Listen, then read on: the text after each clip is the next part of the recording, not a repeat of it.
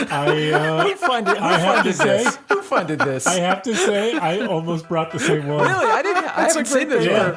It's a great paper. Welcome once again to Free Associations from the Boston University School of Public Health, the Public Health and Medical Journal Club podcast for anyone who is as confused by the latest health study as I am by snooker. Snooker. What? Snooker. It's it? a chocolate peanut butter bar, I think. No, that's a Is snicker. it pool? What? No. This is a pool-related game with a bigger table, and you try to snooker your opponent. I don't get it. Anyway, I am Matt Fox from the Departments of Epidemiology and Global Health. I am here in London, but Donthi and Chris Gill are there in Boston. They are from the Department of Global Health. Hello. Hey, Matt. So, a story for you guys.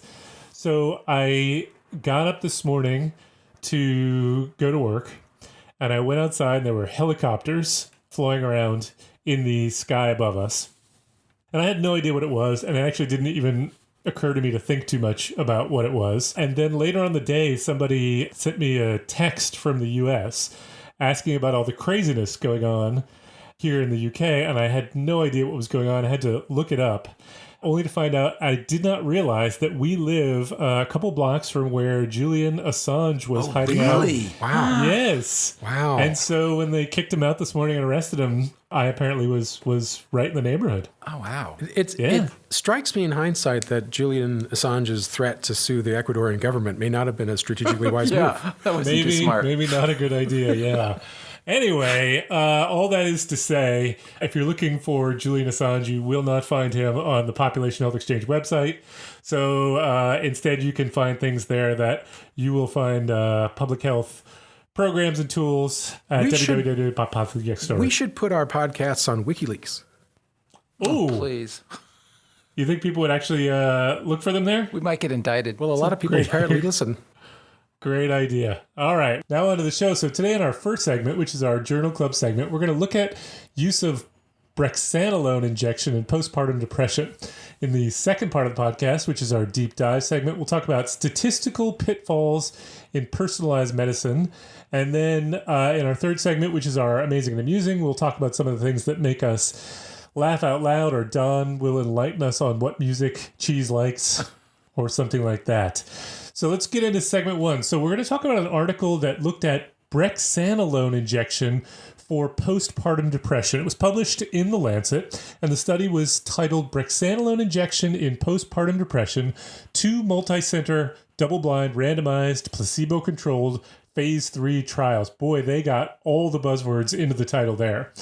It's from the Department of Psychiatry and the University of North Carolina at Chapel Hill by lead author Samantha Meltzer Brody and colleagues. So this wasn't exactly a new study, although it was pretty close to new. It was from 2018, which is why we picked it up. I'll give you some of the headlines on this one, which I thought were pretty interesting. So USA Today says, new postpartum depression drug has big drawbacks.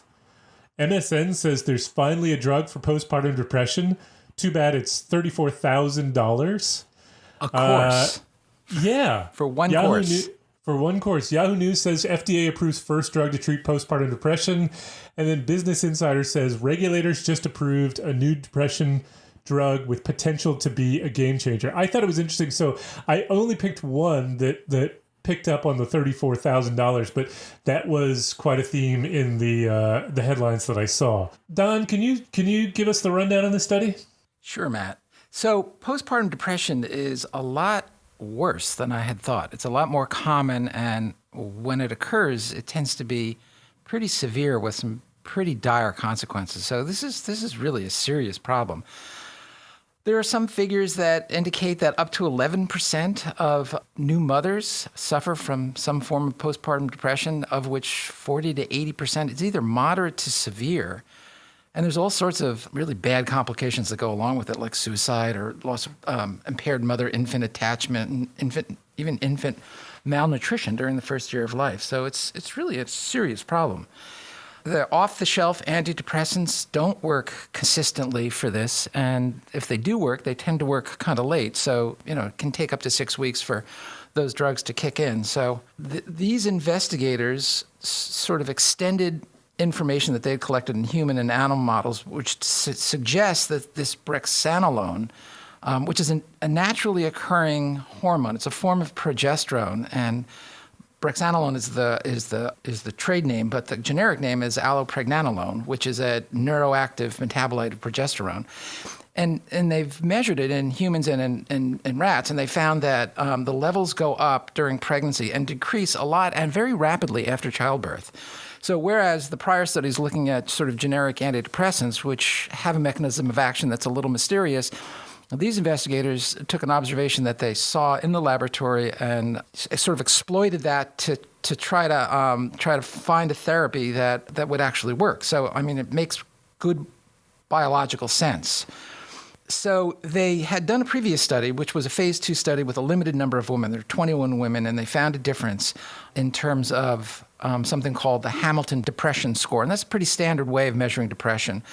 And in that phase 2 study, with only 21 women, it wasn't very powerful. But the data were tantalizing enough so that they decided that they would do a bigger study. So as Matt said, this is a larger study. It's actually 2 multi-center, double-blind, randomized controlled trials, 30 clinical research centers and psychiatric units in the United States.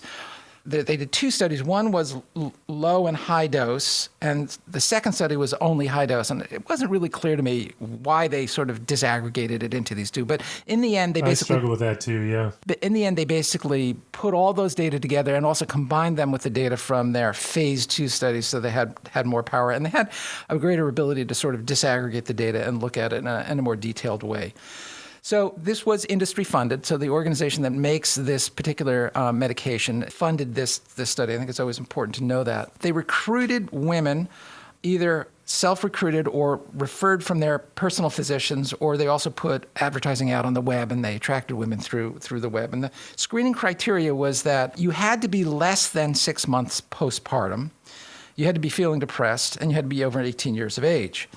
And they enrolled ambulatory females between 18 and 45 years of age who were not breastfeeding or would agree to stop breastfeeding while they got the infusion. Which was only 60 hours long, so it's only like 3 days, basically. Right. But that's a long time to get an infusion. Right. It's quite a long time, it seemed to me. And especially if you're not breastfeeding during that period of time, immediately after you've delivered, I mean, that can be difficult for both mother and child. Women had to have a negative pregnancy test prior to the drug use and use birth controls afterwards. The major depressive episode could have occurred no earlier than the 3rd trimester and no later than 4 weeks postpartum. And they had to have a Hamilton Depression Score of greater than 26. And did you guys pick up what the range is on that? I don't know. I didn't, but they specifically say in the discussion that this is moderate to severe. Moderate to severe depression. So they had to have sort of objectively measured moderately severe depression to get into this study. And they were, I think we could get into whether it's objectively. Yeah, or right. Somewhat Fair point. subjective. I actually don't know. Fair point. But as objective as these kinds of measurements can be made. It is the gold standard at the moment. Right. And the women had to be willing to take no other depression drugs until after the 72-hour assessment. They could be on psychotropic drugs, but it had to be a stable dose for 14 days. There were a number of exclusion criteria, including renal failure, hepatic failure, anemia, allergy to the medication, active psychosis or history of schizophrenia, bipolar disorder, or schizoaffective disorder, prior attempted suicide during the current episode of postpartum depression, history of alcohol or drug abuse in the prior 12 months, and electroconvulsive therapy during this episode. So they had 3 groups. They had a high dose, a low dose, and a placebo. All staff were masked. No unmasking occurred during the course of the follow-up, which the protocol allowed for a medical emergency, but none occurred. And the intervention was a single continuous infusion of the medication for 60 hours, and then another 12 hours where they would stay in the unit and be evaluated after 12 hours. And that was sort of where the outcome was observed. Just so I understand. So what is that like? I mean, is that literally being in hospital for 60 hours or to get this injection, or is this... It's a continuous infusion. So you have an IV line dripping into your arm. So you'd be hospitalized for this? You would be, yeah. Okay.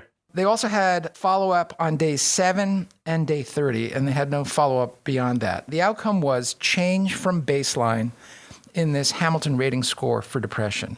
There was an on-site rater who could decide to accept or reject the quality control central rater score if the two scores were different. So the person who actually did the assessment was blinded to what group the particular woman was in and recorded the evaluation, the Hamilton evaluation, and that recorded evaluation for quality control purposes could be evaluated by an outside rater if there was some question. The on-site rater could decide to accept or reject that sort of secondary assessment of the score that they obtained, which, as I said, was observed through the videotaping of how that was applied. They used a bunch of other scales for secondary outcomes, but I don't think it's important to go into that. There were 100 and 120 patients in Study 1 and Study 2, and the evaluation was an intention to treat analysis. They had a model which they included the center of the 30 centers, the treatment. Statistical model, you mean? Statistical model, yeah. The centers, the treatment arm, the baseline antidepressant use, and the baseline HAM-D score, and the assessment time point. So they, for both studies, screened 375 women. 138 were randomized into Study 1. 25 or 18% of those discontinued because of loss to follow-up. They chose not to sign the consent form, or for reasons that weren't stated by the authors, they did not receive the infusion. So, approximately an 80% proper follow-up. In the second study, there were 108 women randomized, and about 7% discontinued for the same reasons. I should say they actually do talk about in the appendix why some women were randomized but didn't get the infusion. It had to do with the fact that there was a delay built in between the time of randomization and the time at which the infusion occurred, and so women could change their mind. Right. The group consisted of 62% of the women were white, and most had depression onset postpartum versus the onset during the third trimester. So at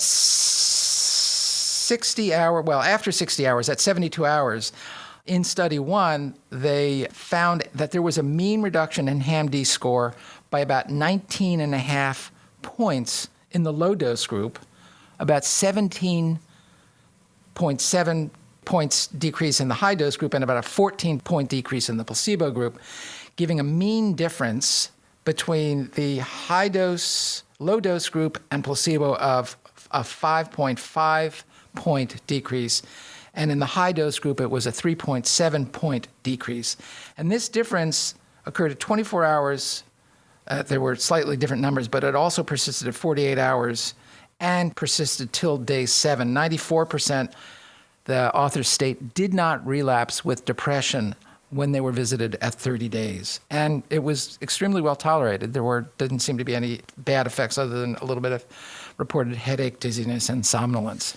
I think one of the notable things, and again, our listeners can't see this unless they look up the article, but one of the notable things in the figures is the degree. I mean, it's sort of graphic to see the degree of fall in the depression scores in the two groups, the high and the low dose, but also in the placebo group.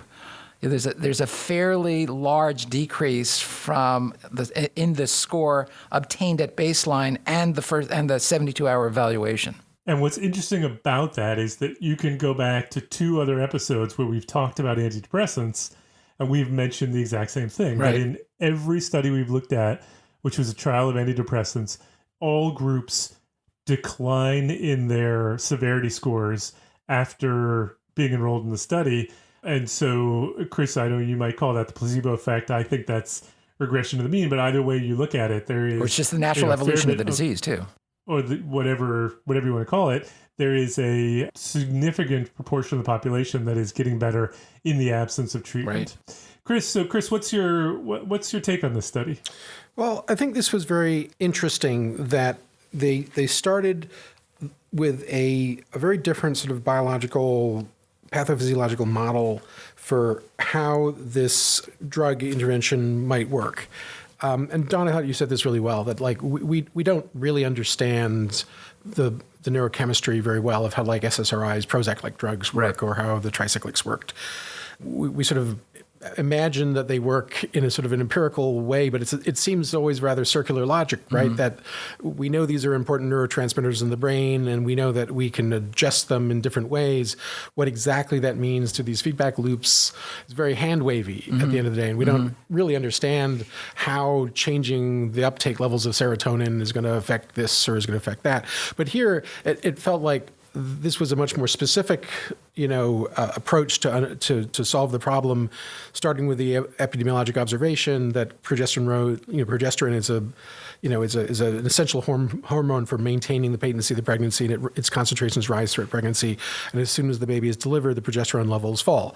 And so this drug, as Don said, is a metabolite of that, and so it's part of the degradation pathway naturally of progesterone. And then in the mice studies, we see that there's this inverse relationship that is, as the allopregnanolone levels plummet, the postpartum mice often become depressed. And how you measure that in the mice, I have no idea. I don't know exactly how one measures this in a mouse, but I imagine there are behavioral things that one observes in a mouse that you would sort of say is the same. So they lack of appetite. Right. We had anxiety scores for cats. Why can't we have depression scores for mice? Exactly. And apparently they do. So, we should look into that in a future pod. But and the other sort of key inference here is that this allopregnanolone compound interacts with the GABA receptor, the gamma aminobutyric acid receptor in the brain, which is the same receptor that drugs like Valium interact with. So it's a distinct pathway from the serotonin, the norepinephrine, dopamine pathways that are the target of traditional antidepressants. So I thought all of that was really quite interesting, and in some ways a game changer, because this is sort of a reminder that depression is this very heterogeneous set of subconditions that may have entirely different pathophysiological loops, and so it kind of like in a weird backhand way points you to the difficulty in studying major depressive disorder with drugs like Prozac, because you don't really know which pathway is involved in this particular kind of depression, or if there are multiple pathways or not. You don't really understand what's going inside the patient's brain at a chemical level. So I thought all that was quite interesting. Now, with all of that said, this is a tremendously inconvenient way of treating depression, to have hospitalized women and put them on a continuous IV drip for multiple days and charge them $34,000 for this, and separate them from the child. And separate them from the child, and they have to stop breastfeeding during this because the steroid hormone is going to presumably cross into the breast milk and have effects on the child that may be not good for the child's endocrine function. And so this is sort of an intriguing and yet in some ways not yet practical way of dealing with it, though it does point in a direction that's intriguing. With all that said, I was struck by, on an absolute scale, how relatively impotent it was. It's very much like that meta-analysis we did a couple episodes ago, where 50% of people on antidepressants or something close to 50% will get better, and of that 40% is regression to the mean or the placebo effect, whatever you want to call it, and it's only the remaining 10% that is actually due to the compound. And we're in a very similar situation here, where there's on average like a 12, 13-point drop in the HAM-D score, whatever that means, and the allopregnanolone, the brexanolone drug group gets another 3 points on that. Yeah. Maybe 4. Yep. So it's not a like earth-shattering. It's not earth-shattering. Yeah. The difference. Yeah. It is intriguing and maybe relevant, because if these different pathophysiological pathways are really important, and if the postpartum depression is enriched for this particular steroid-driven GABA receptor pathway, then finally we have a treatment that identifies that. But one wonders, given the relative impotence of this, how many of the patients in this group actually had the GABA-mediated pregnenolone-dependent pathway as opposed to run-of-the-mill depression due to norepinephrine or serotonin, and how you would separate that. Or being exhausted. I mean, there are so many factors going in here that even though we're sort of like, I feel like we're moving in the right direction pathophysiologically and in terms of specificity, still it was kind of unsatisfying. That was my take on it. Yeah.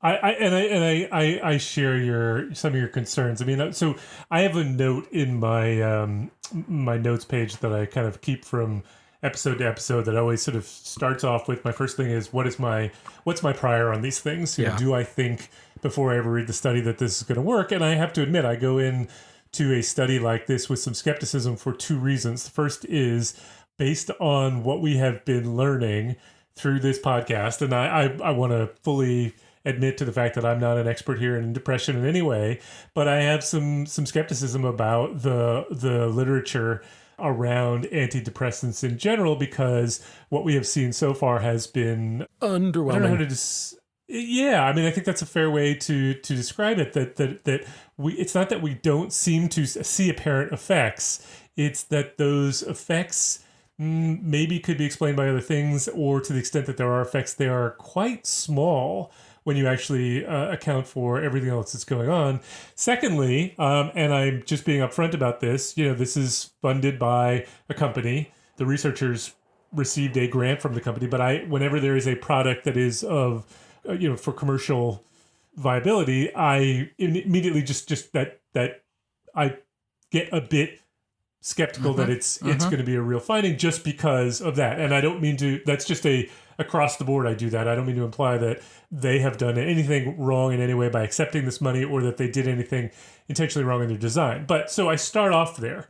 Then I read the study, and I'm struck by a couple of things. One is, I don't think we, the three of us, understand this HAM-D score very well. No. But my take on it seems to be that there's a lot of variability, that it is hard to actually diagnose depression and get the right levels. And so you're already starting off from a place where the condition that you are trying to improve, which is, by the way, the same score that you're going to use to determine whether or not it's gotten better, is not a perfect measure. Obviously, nothing is a perfect measure, but I think this one, it seems to have some limitations. Then I look at the way the study was powered. So this is a small study. Even though it's a phase 3 trial, interestingly. Phase 3 trial. Very small. Roughly 50 per arm, and it was a 3-arm trial, so you've got only 50 per arm over 3 groups. The study was powered, from what I can tell, based on a difference of 9. So the study was designed to be able to detect a 9 unit difference in reduction. At least I think that was, as opposed to a 9-unit reduction per group. I think it's the actual difference between groups. And what they actually found was only a 5-unit in the low dose group and a 3.7 unit drop in the high dose group compared to the placebo. So immediately that makes me think, okay, if you powered it on 9, that makes me think you thought 9 was a clinically meaningful number. You only observed 3.75 maybe, and also unclear to me why the bigger effect, although you could argue these are the same effect, why the bigger effect is in the low dose group. Yeah, I had a problem with that. And then finally, my last thing is there is a fair bit of lost follow-up in the study. And so when you already have, by the way, differential lost follow-up, so you have higher lost follow-up in the brexanolone groups, presumably because there are some side effects associated with the treatment. It's not, I don't mean to imply that there's massive lost follow-up, but I think it was, about 18%? In study 1. Differential between arms that just has me worried. So I don't know. I'm not sold on this. Yeah, and it's also worth noting that the duration of follow up was only a month. So to have 20% attrition in 1 month is not, that's not terribly impressive. We expect 20% attrition in our cohort studies at a year. Yep. Yeah, no, I think a fair bit of that attrition is actually, I was going to say it's before they initiated the medication, but I don't actually think that's true, because I think they excluded those, because they said you said, Don, they used an intention to treat. They used a modified intention to treat, in which they excluded those who didn't have any follow-up. Mm-hmm. Those who didn't have any follow-up may have been just like those who did, but it's not something we can really say. Yeah. Can I add one? And I did look up 18% lost follow-up. Can I add one more thing about the a limitation of the study? Is that phase 3 trials generally serve 2 purposes. One is to provide definitive evidence of efficacy. The other one is to provide a large amount of safety data. And so I would say on the former, they provided modest to strong evidence of efficacy. But like your points are not, are well taken, that they were aiming for an 8-point difference. They got around a 4.5, 5-point difference. But in terms of safety, they have learned very little from 150 people. I mean, almost by definition, there's very little you could learn from 150 people. Right.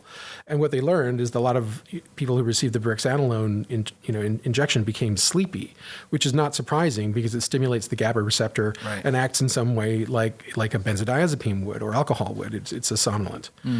So I worry, given the vulnerability of the postpartum pregnant population, not as vulnerable, of course, as the pregnant population, but still they're breastfeeding at higher, fairly high rates, that we have vast amounts of unlearned information about the true safety, and I guess I would say particularly the cardiovascular safety of a steroid drug like this. Yeah, I agree with you, and I guess I'm a little surprised the FDA signed off on it without more definitive evidence.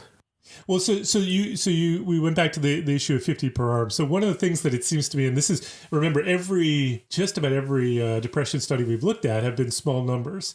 And I think the reason for that is you're taking advantage of the fact that you have a continuous outcome measure with presumably a reasonably low standard deviation, and you have a baseline measure that you're comparing it to, so you can limit some of the variation that drives down your sample size, which is great and something that we should take advantage of, except that when you think about the beauty and the benefits of the randomized trial, so much of that comes from the law of large numbers in creating balanced populations.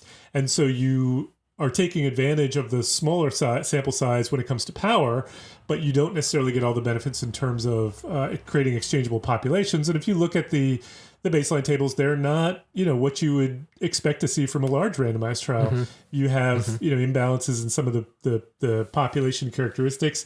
Most of them actually seem pretty good, but I think there was differences in the ethnicity, other things that you just, you wouldn't expect to see in a large randomized trial. And I think that, does, again, I'm uncomfortable trying to make a strong conclusion based on only 50 people per arm. Mm-hmm. I agree. Yeah, particularly in terms of the safety signals, which, obviously they're completely underpowered for. I was a little curious why they put this system in terms of an outside quality control rater of the rater, and that they allowed the primary rater to veto the secondary rater's evaluation if it was discordant with the on-site rater's evaluation. That just seemed like it was a little odd and is kind of a situation that's ripe for manipulation. And that gave me a little bit of pause. Who will police the police? Yeah. Oh, it's it was probably done while they were still blinded, but still it made me a little uneasy. Yeah, it's interesting you say that, because I was curious as to why you mentioned that detail when you were going through your review, because it seemed to me like a level of detail we didn't need. Yeah. But now I see it's because it's something that raised concern for you. Chris, any last thoughts before we move on? I was a little surprised that there wasn't more of a dose response. There was an actual reverse dose response, in fact. Yeah, the 90 did not perform better than the 60. In fact, the converse, which seems to sort of fly in the face of the biological model of how this should work. It could. I mean, so one hypothesis you could, I suppose, throw at that is that the higher dose is associated with more side effects that would cause you to drop out of the study, because there was more, if I understood correctly, there's more dropout the higher the dose. Yeah. But I still think that's an unlikely explanation, because the dropout wasn't that high. Or there's a plateau effect. I mean, we don't know what the deficit is, how much was provided, how much was achieved in terms of replacement therapy in comparison to what the normal, circulating levels are. So it's hard to understand that.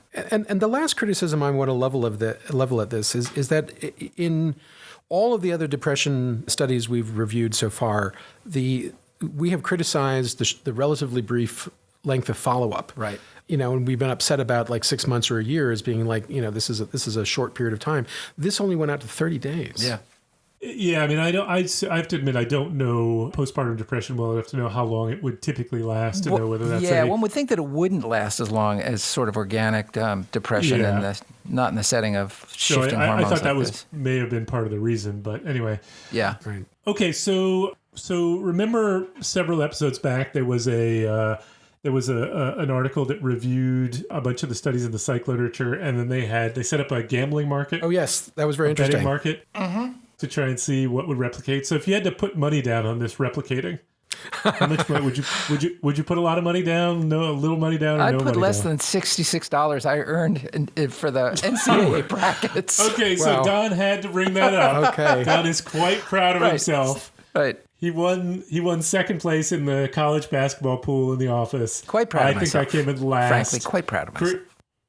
Chris doesn't even play anymore because he doesn't know what basketball I is. don't really, but I think Duke won, No.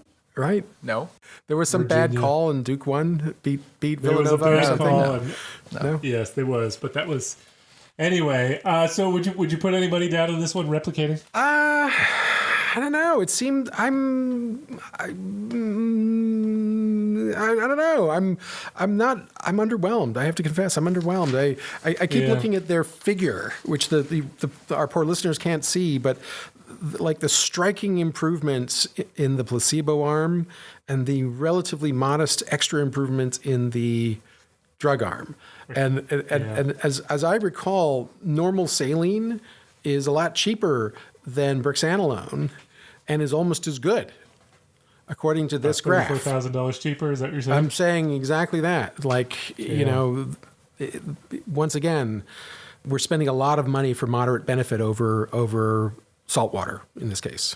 Yeah, I mean, if it turns out to be a real benefit, I can't make any judgment as to whether or not that's worth it. I mean, it's a real severe condition, and I really wanted this one to be true. So I won't comment on that, but I will agree with you that it appears to be a small effect at most. So parenthetically, while Don was doing his intro, I was looking up the psychometric properties of the HAM-D scale. It's on a 0 to 50 scale. Mm-hmm. And 0 to 7 is considered to be not depressed, and then above 7 is somewhat depressed. And when you get up to around 20, you're moderately to severely depressed. And so you can go all the way up to 50. And so in the first trial, it was 26 or above, and then the second one is 20 to 25, so it would be the moderately to severe rather than the potentially very severe. So we're thinking about, like, what does a 5-point change on a 50-point scale mean? And I'm not sure I'm entirely clear now that I've seen that 0 to 7 is normal. So I guess 5 points could be quite a significant difference, because it could go from 3 to 8. But, again, we're dichotomizing this continuous variable in. Yeah. I don't know.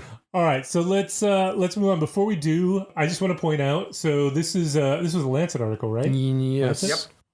Unlike our New England Journal of Medicine articles, the introduction was really long, 1,100 words. Yeah. So this one was really long. They took it. They gave quite an explanation of what they were trying to do. Anyway, or justification for what they were trying to do. So let's move on to segment 2, in which we're going to talk about statistical pitfalls in personalized medicine. So this came to us from a post on Twitter, which I had read the article before, but this was a comment in the journal Nature by Stevenson entitled "Statistical Pitfalls of Personalized Medicine." It came out in November of 2018, and in it, he makes the argument that I should say, this is a little bit of my interpretation of the argument that he's making, but that we're likely in some ways overselling things when we find no effect of some intervention like a drug, but then we say, well, maybe or a modest effect, but then we say, well, maybe there is some subset of the population within which there's a large effect, but we're only seeing a small effect overall because we're averaging this small population together with the large population that wouldn't be affected. And this issue came up for us, I think it was 2 episodes ago, when we once again talked about MMR and autism, which there is no relationship between, but the study was done partly because they had been criticized in their previous work for not identifying whether there were subsets of the population that might be particularly vulnerable to autism in which the MMR vaccine might have an impact. So then they looked at that in their second study and again found no effect. But that is the argument that you often will hear people make. And that's, largely the crux of personalized medicine. It says we are going to try and find the characteristics of people that responders project that they will do best. They will be responders to specific drugs. We can identify who's going to do well with a particular drug, because right now, when, like, for example, if you look at the depression, if you buy the results of the previous study, we don't really know who the responders are and who the non-responders are, because there will be so many people who will respond in the absence of treatment. Right. Hence the powerful, placebo effect, or the powerful effect in the control arm, we should say. Yeah. And so he says, so to quote him, there's no reason to think that a drug that shows itself to be marginally effective in a general population is simply in want of an appropriate subpopulation in which it will perform spectacularly. Now, he clarifies here. He says, I'm not talking about research often in cancer that defines subpopulation of patients in advance. In that scenario, the aim is to test prospectively whether a particular drug works better or worse in people, say, whose cancer cells have a specific genetic deficit, a biomarker such as HER2 mutation in breast cancer, or the BCR ABL fusion gene. Or the pembrolizumab paper that we reviewed about, sometime last year. Yeah. So there are certainly cases where you would specifically be looking for this. But he says, what I take issue with is the de facto assumption often made in studies of chronic diseases, such as migraine and asthma, and I would put depression in here, that the differential response to a drug is consistent for each individual, predictable, and based on some stable property, such as a yet-to-be-discovered genetic variant. So what do you make of this argument, guys? I think it's sort of the same argument that is leveled at large studies that have subgroup analyses, where you're trying to fish for sort of strong correlations, try to find out what portion of that population has most of the effect that you're seeing across the entire population. Are there certain characteristics? And I think that's misguided. I think it's generally something that can at best be considered hypothesis generating, and is, when it is put forward as a strong correlation, I think it's misleading, and I think that's basically what he's saying here. Yeah, I totally agree. The depression is such a great example of this, right? Because if we say, like, there's a serotonin pathway that leads to depression, there's a dopamine pathway, there's a norepinephrine pathway, and now turns out that there's a GABA pathway, right, a progesterone pathway. And you can imagine that in any individual at any given time, that patient may be depressed because of one of those four pathways, and it might not be the same one each time.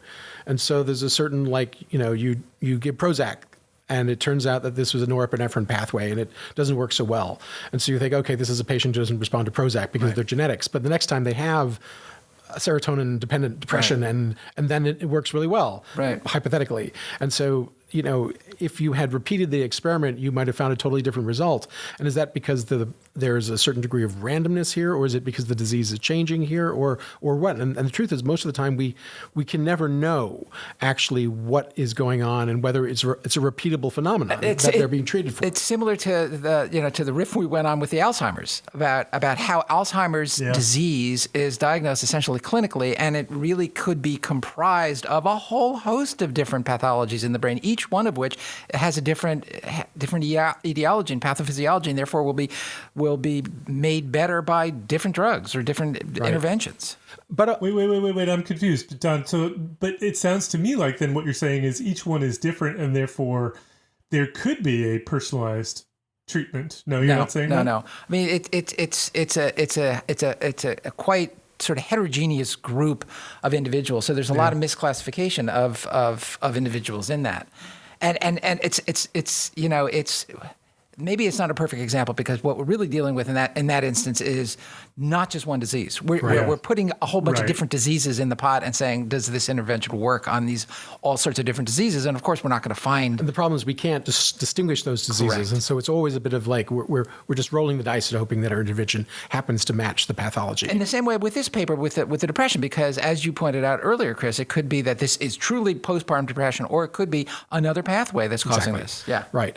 There is one exception, though, that Don and I are both really familiar with in terms of where precision personalized medicine is currently used already and has been for decades, which is clinical infectious disease, where we match the drug to the bug, and we're basing our therapy specifically on the known, general pattern of sensitivities of classes of bacteria, and then backed up by specific information about this strain of bacteria's sensitivity to amoxicillin versus piperacillin versus erythromycin, et cetera. And so we do that. And of course, the entire field of infectious disease is predicated on the assumption that matching the drug to the bug matters, right? Which it does. Sure.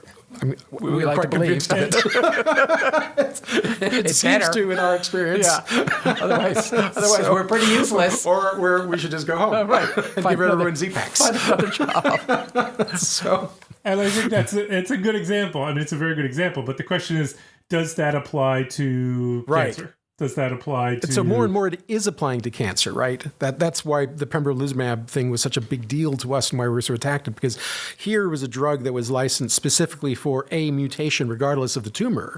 It was based on the individualized mechanism. But that is the exception rather than the rule in clinical medicine. And I feel like, back when I was a resident, they talked a lot about ACE inhibitors versus calcium channel blockers for African Americans with hypertension, because the ACE inhibitors tended to not work as well as the calcium channel blockers. And so there was sort of on a very broad population level, some evidence that these two drug pathways... Some, right. But it was relatively modest. But since then, we've got ahead of our skis here. Matthew? Matt? So I think that, yeah, I mean, I agree. Don, I think you kind of nailed it when you said that if, let's say we didn't have a hypothesis ahead of time that there should be some subset of the population within which there is an increased effect, then anything that we generate out of a research study should be considered hypothesis generating. And I agree with that. I mean, I don't think we want to not learn from data. So if we have data available to us and we can do these sub-analyses, I think we should be doing them to see if there are these subsets of the population. But I would wholeheartedly agree with you, Don, that we don't want to make too much of these. But to go back to the point about precision medicine and is this just a limit though of where we are now? I mean, is it we just don't have precision treatments available to us at the moment, but sometime in the future we will understand things better? Or is this really a case of it's just not possible? Who knows? It sure depends. Yeah. I wonder about this because I think that this is certainly where a huge amount of time and effort is being put in medicine and medical research. And it seems to me we may be doing this too soon. Let me pose... I may be wrong about that. I mean, I may be proven totally wrong. I've been proven wrong. I also once said that I thought the internet was the dumbest idea ever. So, take my opinions for what they're worth. I think you were right. Let me pose a question. Given the fact that we have this posture based on the fact that there is a somewhat of limited amount of data to be able to look at these associations and these sub-associations and these sub-correlations, is this not what artificial intelligence is intended to actually accomplish? If we had a sufficiently large data set with a sufficiently well-characterized subgroups of individuals, doesn't artificial intelligence basically learn to look for those patterns and those associations? And it's the law of large numbers, as you said before, Matt, that theoretically one could be able to do that. I mean, I don't mean to be contrary here, but it is... No, I actually do think this is true. I think this is where we're headed. I'm only saying that I don't know that we're there yet. Artificial intelligence can only process the information it has available to it, and I don't think we have the information. And it has to be very, very large numbers. Yeah, I suppose, or really, really detailed information on. But of course, as you get into the large numbers, you lose control over what it is that the AI is doing, right? Yep. So. Yep. Okay. Well, so we didn't solve that one. I had hoped we would, but we failed you guys once again. But let's move on to our third segment, which is our amazing and amusing. So I've decided that the amazing and amusing no longer needs any intro whatsoever. So we're just going to get right to dive in. Chris, what do you got for us? You go first this time. Well, I'm sure you guys all saw the very exciting news about the gigantic black hole photograph that's in the center of our galaxy in the constellation of Sagittarius that weighs 200 billion suns worth of mass and is awesome. slowly sucking amazing. up solar systems and suns at a voracious rate and will eventually destroy our entire galaxy, including us. I thought that this was a really important one. I was going to now go I'm for feeling it. sad. And then I came across another paper that was even more important. A paper that, because I think that the galactic destruction and the complete annihilation of all life as we pretty know important. it would be important. But that is probably only important to maybe a couple 100,000 people on the planet, maybe a few million at best when you get right down to it. And tomorrow no one will care. Right. But there is something that people are really interested in, Drum roll. which is can cats learn their names? And that's what I'm going to talk about today is can cats learn their good names? stuff. And I'll Yep. tell you, they can. But these guys had to prove it, and they published it in Nature. This is a great study. It's called Domestic Cats, Felis Catus, Discriminate Their Names from Other Words by Saito and colleagues in this month's Nature.com Scientific Reports. Who funded have this? to say- Who funded this? I have to say, I almost brought the same Really? one. I It's a haven't great seen this paper. one. Yeah. It's a great paper. It's a great- So great- we great know that study. dogs know their names. Yeah. Like, it's so obvious. course. Yeah. But there's 600 million cat owners on this planet. Did you know that? How would you know if a cat knew its You name? have to do an Because experiment. cats won't respond to you Right, no because matter the what. cats, I have these tea towels don't at home care. that are great. There's like the dog tea towels and the cat tea towels, and on the dog tea towel you have like fetch and roll over and play dead and beg and sit and wag, and each has got a little picture of a dog doing exactly that thing. And then you have the cat tea towel with all the same commands like sit, roll over, beg, and the cats are just sitting there. Paying no attention at Yep. all to They do whatever you not tell care. them.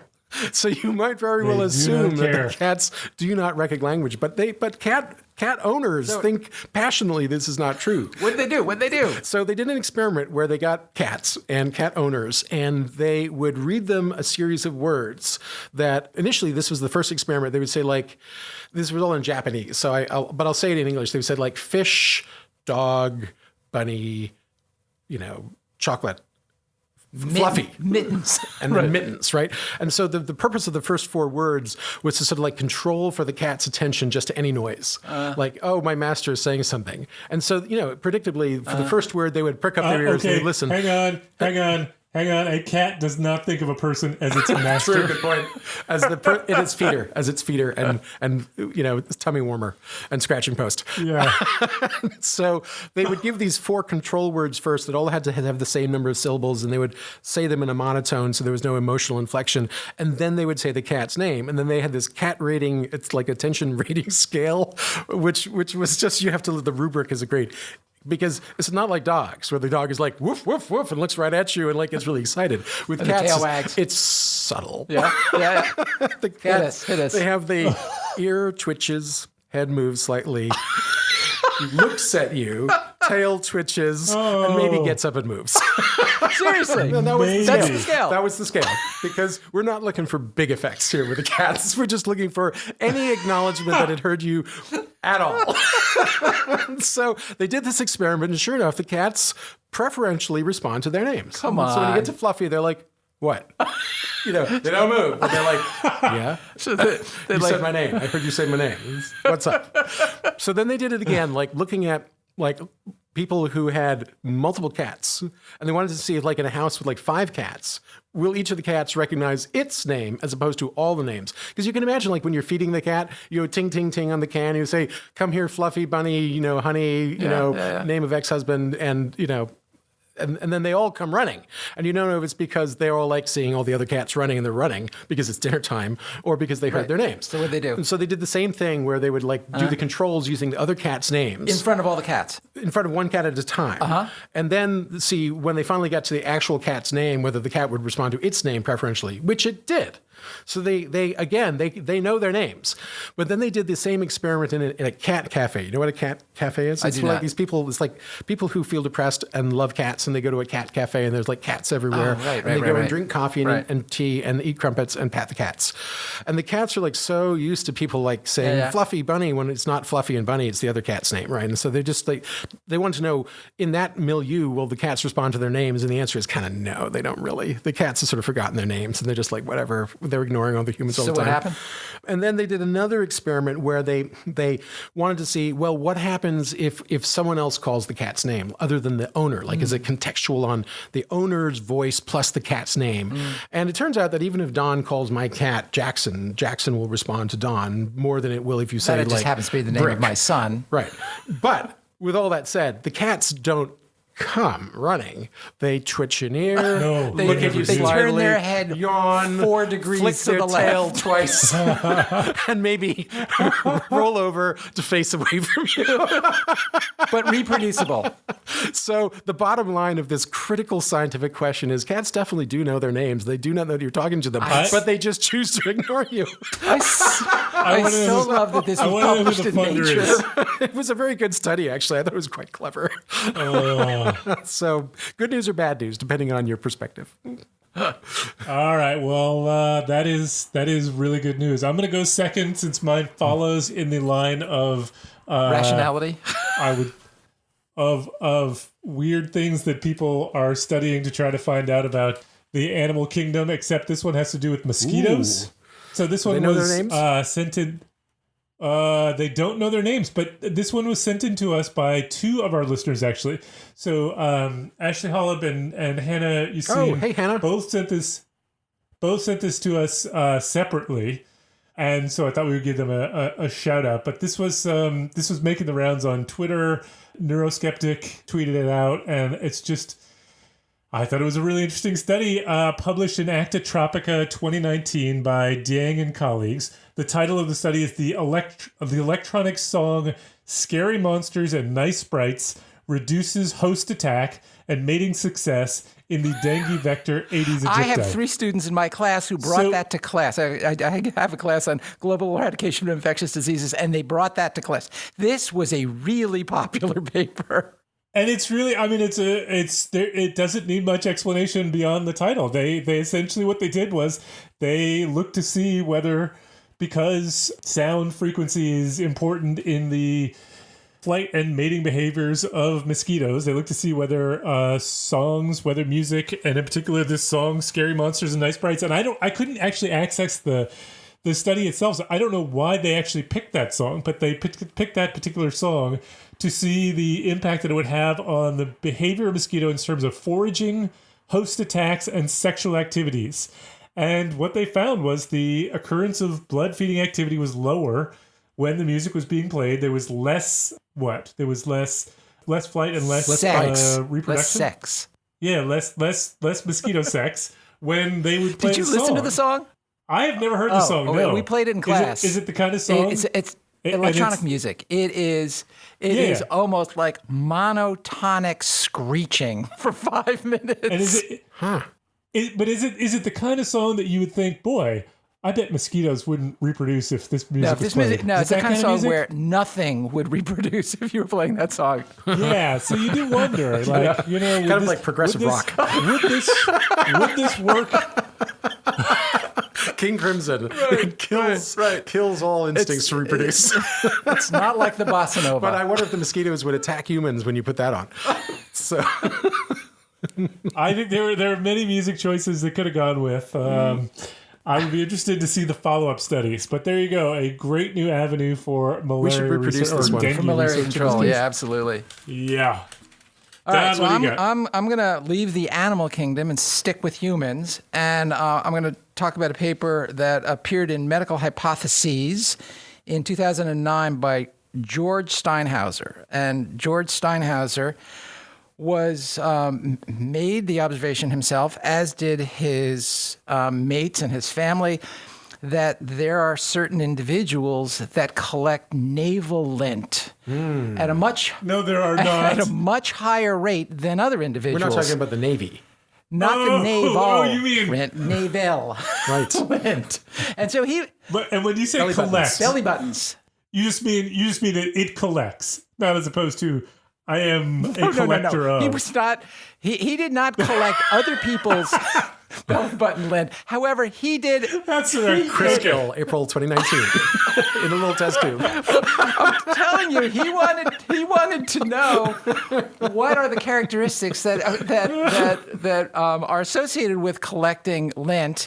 and what lint In and, higher and what volumes. lint consists of. Like inniness, outiness. So he collected his own naval, and he calls it fluff. He doesn't call it lint. His own naval fluff. 503 pieces of naval fluff were collected for over a year, and he weighed each one of them, and then he analyzed the composition of them, and then he did a series of experiments with himself and other individuals and determined that it's the presence of belly hair in a circular fashion, growing in a circular fashion around the belly button, that is what induces the collection of lint. Why some people... like a funnel. So people who have more circumferential hair around their navel tend to collect lint more than people who don't, which is why men tend to have belly button lint more than women What do. about being chubby?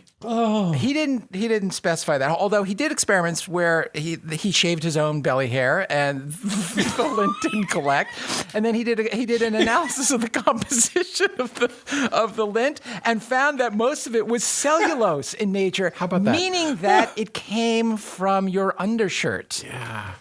Wow, that is But fascinating. there was also a fairly large amount of lipids and cellular material, and How about ectoparasites? no, he didn't look for ectoparasites. But Oh, that is so. So gross. did they use principal components analysis here? so the most abundant mass was observed for the range of 1.2 to 1.29 milligrams per collection, and it's the amount of lint that you collect at the end of the day. The average value is 1.82, but there were a few that were massive, 4 milligrams of belly button lint. And he has a graph that he has here, which he has the count and the size of the various different belly button sizes. So there was one out here that was 9 milligrams. So what's the median? The median was Gross. 1.82 milligrams. And Now I know. And he felt like Thank with goodness. his belly button, the maximum carrying capacity was in the neighborhood of about 8 to 9 milligrams of belly button lint. The carrying capacity of... Science Wow. marches on. I love It's it. important to know Oh, these things. thank goodness. Not It's as really great. important as a black hole, but almost. Yeah, similar. Quite similar. Well, you've All right, wasted well. another 58 minutes of your life. You'll That never get is back. the end. Go home and Of talk our to your cat and program. see if it twitches its ear. Right. And, Exactly. And if you've got any feedback and use on that this or any pinky other to episode, clean out your belly button. or you want to tell us to really stop talking about belly button lint, you can tweet us at PopHealthEX, or you can tweet me at ProfMattFox, or Chris at ID.Gill, or Don at DThea1, or you can find us at the Population Health Exchange website at www.pophealthex.org. We want to thank Leslie Talalian, Director of Lifelong Learning at BU School of Public Health, for supporting the podcast, Nick Guler for sound and editing. Thanks for joining us. We hope you enjoyed it, and we hope you will download our next episode.